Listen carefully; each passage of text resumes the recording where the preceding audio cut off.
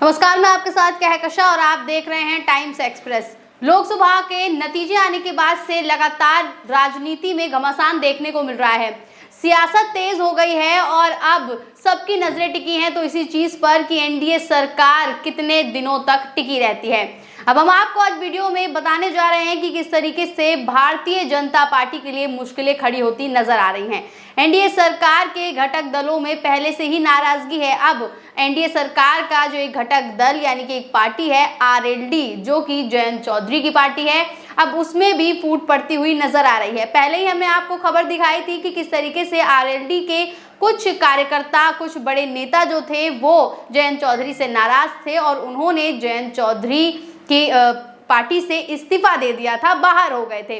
अब एक और खबर निकलकर सामने आई है जिसमें कहा गया है कि आरएलडी के कई कार्यकर्ता जो हैं वो भी जयंत चौधरी से नाराज हो गए हैं।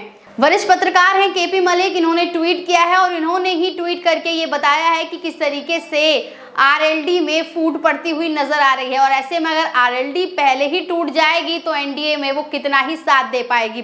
देखिए, ट्वीट में लिखा हुआ है कि रालोद के सत्ता में आने के बावजूद कार्यकर्ता निराश हैं। भाजपा से गठबंधन के बाद जहां रालोद के कोर वोटरों में तो नाराजगी थी ही, वहीं मुस्लिम मतदाता तो रालोद से पूरी तरह झिटक गया। कुछ रालोद नेता इस फैसले से नाराज होकर पार्टी भी छोड़ गए। रालोद कार्यकर्ताओं ने दिल पर पत्थर रखकर इस फैसले को ये सोचकर मान लिया कि यूपी और देश की सत्ता में अपनी भागीदारी होगी तो अपने काम तो हो ही जाएंगे, साथ ही पब्लिक का कुछ भला करवा देंगे। परंतु अब ये भ्रम भी टूटने लगा है। रालोद सुप्रीमो जयंत चौधरी के दिल्ली के पौष इलाके वसंत कुंज स्थित फार्म हाउस पर तो चौधरी अजीत सिंह जी के स्वर्गवास के बाद से ही कार्यकर्ताओं का प्रवेश निषेध कर दिया गया था। यूपीएससी भवन के सामने स्थित पार्टी कार्यालय पर भी मंत्री बनने के बाद जयंत ने आना लगभग बंद कर दिया है। मंत्रालय में बिना आज्ञा के प्रवेश संभव ही नहीं है, फोन उठता ही नहीं है। अतः अब कार्यकर्ता भी खुद को ठगा महसूस कर रहे हैं। ना अपने काम हो रहे हैं, ना कहीं कोई सुनवाई, बल्कि पब्लिक भी अब उल्टे गरियाने लगी है। अब अपनी पीड़ा किससे कहे, अतः अब सोशल मीडिया पर अपनी पीड़ा व्यक्त कर रहे हैं। नीचे फेसबुक पर ऐसे ही एक पुराने और कर्मठ रालोद कार्यकर्ता की बात को पढ़े, लगता है जाटों और मुसलमानों के बाद अब कार्यकर्ता भी रालोद से विमुख हो रहे हैं। इसके साथ ही इन्होंने देखिए लिंक दिया हुआ है, लिंक में सुधीर भारतीय करके कार्यकर्ता हैं रालोद के, उन्होंने अपना पूरा जो है दुखड़ा जो है वो सुनाया है फेसबुक पर। तो यहाँ देख लीजिए, इस पोस्ट में केपी मलिक ने कह दिया है कि किस तरीके से रालोद के कार्यकर्ता भी अब उनसे निराश हो रहे हैं, क्योंकि जयंत चौधरी राजनीति में बिल्कुल सक्रिय नहीं है। जयंत चौधरी ने एनडीए का हाथ थामा था, एनडीए से अब वो मंत्री बनाए गए, 2 सांसद की सीटें भी जीत कर आए, लेकिन जिस तरीके से जयंत चौधरी राजनीति में सक्रिय नहीं है, जयंत चौधरी अपने कार्यकर्ताओं से नहीं मिल रहे हैं, अपने नेताओं से नहीं मिल रहे हैं, उसको लेकर उनके कार्यकर्ता उनसे निराश हो गए हैं। जनता पहले ही निराश थी। ऐसे में जयंत चौधरी के सांसद कहीं टूट ना जाए, जयंत चौधरी की पार्टी कहीं बिखर ना जाए, और ये अगर बिखर गई तो इससे एनडीए को भी नुकसान हो सकता है, क्योंकि 2 सीटें जयंत चौधरी की हैं जो एनडीए के पास हैं। ऐसे में 2 सीटें घट जाएंगी। पहले ही नीतीश कुमार और नायडू को लेकर जो है वो टेंशन बनी हुई है कि कहीं ये दोनों भी ना पलट जाएं। ऐसे में अब ये 3 पार्टियां ऐसी हो गई हैं कि अगर ये टूट गई तो एनडीए सरकार भी टूट सकती है। तो जयंत चौधरी का जो सुपड़ा है वो कहीं ना कहीं साफ होता नजर आ रहा है।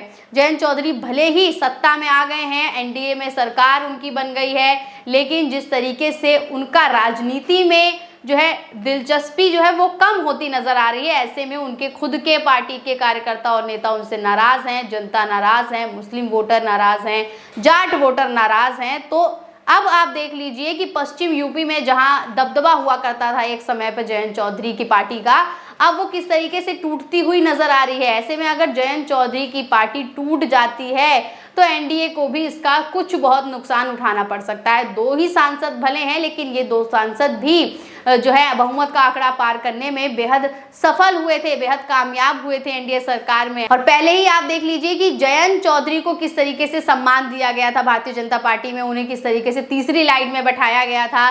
कोई बड़ा मंत्रालय उन्हें नहीं दिया गया, केवल मंत्री पद पकड़ा दिया गया। इसको लेकर भी कई जो कार्यकर्ता थे वो नाराज थे पहले से ही कि जयंत चौधरी इसके खिलाफ कोई आवाज भी नहीं उठा रहे हैं। यानी कि जयंत चौधरी अब ऐसा लग रहा है कि हार मान चुके हैं। अब उन्हें लग ही नहीं रहा है कि वो राजनीति में कुछ अच्छा कर पाएंगे। भले उनके साथ मोदी जी का साथ हो, भले भारतीय जनता पार्टी के साथ हो, भले एनडीए गठबंधन के साथ हो वो, लेकिन जयंत चौधरी किस तरीके से बिखरते हुए नजर आ रहे हैं, किस तरीके से उनके ही कार्यकर्ता और नेता उनके खिलाफ हो गए हैं, उनके खिलाफ बगावत पर उतर आए हैं। ऐसे में जयंत चौधरी का राजनीतिक जो करियर है वो कहीं ना कहीं अब बैक फुट पे आता हुआ नजर आ रहा है। और यहाँ देख लीजिए, सिर्फ एनडीए ही नहीं बल्कि महाराष्ट्र में भी भारतीय जनता पार्टी को एक तगड़ा झटका लगा है। खबर निकलकर सामने आई है, देखिए खबर में क्या कुछ लिखा हुआ है। एबीपी न्यूज की खबर है, ब्रेकिंग के तौर पर चलाई जा रही है। इसमें लिखा है कि महाराष्ट्र में बीजेपी को बड़ा झटका, पूर्व गृह मंत्री ने सभी पदों से दिया इस्तीफा।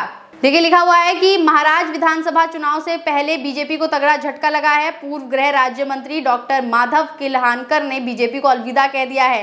किलहानकर ने बीजेपी प्रदेश अध्यक्ष चंद्रशेखर बावनकुले को अपना इस्तीफा भेज दिया है। तो महाराष्ट्र में देखिए पहले ही जो राजनीति है काफी गरमाई हुई है। महाराष्ट्र में पहले ही भारतीय जनता पार्टी जो है बुरी तरीके से हार गई लोकसभा चुनाव में। अब जो कुछ बचे कुचे पद थे, बचे कुचे नेता कार्यकर्ता थे, वो भी अपने पदों से इस्तीफा दे रहे हैं। पहला झटका देखिए लग गया है महाराष्ट्र में, किस तरीके से गृह राज्य मंत्री जो है उन्होंने अपने पद से इस्तीफा दे दिया है, उन्होंने भारतीय जनता पार्टी का साथ छोड़ दिया है। तो यहाँ देख लीजिए, ये भारतीय जनता पार्टी के लिए एक बड़ी हार बनकर सामने आई है। और अब भारतीय जनता पार्टी के हाथ से किस तरीके से नेता कार्यकर्ता निकलते जा रहे हैं, ऐसे में मोदी जी के लिए ये बेहद टेंशन वाली बात हो गई है। आने वाले समय में देखना होगा कि किस तरीके से महाराष्ट्र की जो राजनीति है वो जो है पलटती हुई दिखाई देती है, क्योंकि आपको पहले ही पता है किस तरीके से महाराष्ट्र में भारतीय जनता पार्टी ने मिलकर सरकार गिरा दी थी। और अब लग रहा है कि भारतीय जनता पार्टी की सरकार अब वहां गिर जाएगी, क्योंकि जिस तरीके से शिंदे गुट वहां काम कर रहा है और शिंदे गुट खुद भारतीय जनता पार्टी से कहीं ना कहीं नाराज है, क्योंकि उन्होंने पहले ही बयान दिया था कि 400 पार का नारा जो भारतीय जनता पार्टी ने लगाया था उसकी वजह से ही भारतीय जनता पार्टी को वहां हार का सामना करना पड़ा है। ऐसे में अब ये देखना बेहद दिलचस्प होगा कि भारतीय जनता पार्टी के कितने नेता कार्यकर्ता जो हैं वो उसका साथ छोड़ते हैं। बने रहिए टाइम्स एक्सप्रेस के साथ। धन्यवाद।